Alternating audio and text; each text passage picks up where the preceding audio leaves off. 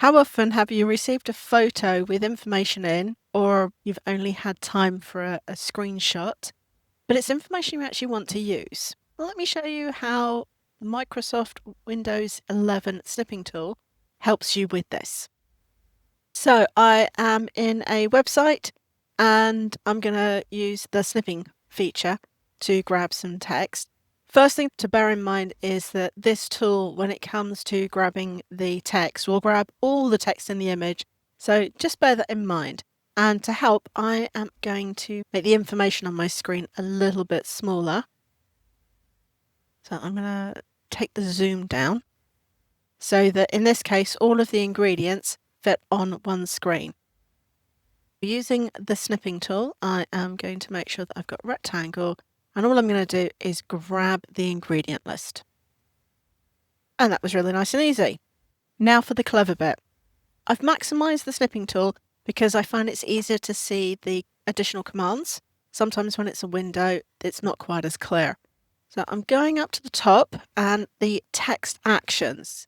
As soon as I click on that button, it automatically identifies the image and then all the information on the image.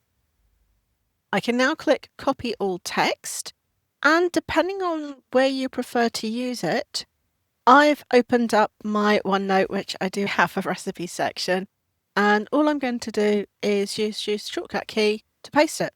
And that's it. It's actually as simple as that. Just so you can see, I'm going to go back. That's not enough space. So I am going to change the zoom again, see if I can fit a little bit more on. So let's take it to 6. Hopefully that'll still let me do it. Let's repeat the process. Going back into the Windows Snipping tool, new, grab a block of text, making sure that I've got just the right text, maximize this, and use the text actions to let it highlight. It's got that. I'm copying the text. Back to OneNote. Let's paste the first bit in. And of course, I can just rinse and repeat for each piece of the information.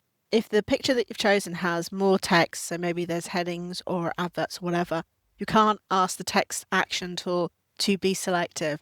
It will identify all text and copy. If you have that, then I'd recommend using that middle option, copy as table, which when it pastes it in will give you a better look and make it easier to delete the information that you don't need. Help my channel by giving the video a thumbs up. It's completely free, and if you'd like to be notified as more videos are released with other quick tips, then subscribe and click that notification bell. Bye for now.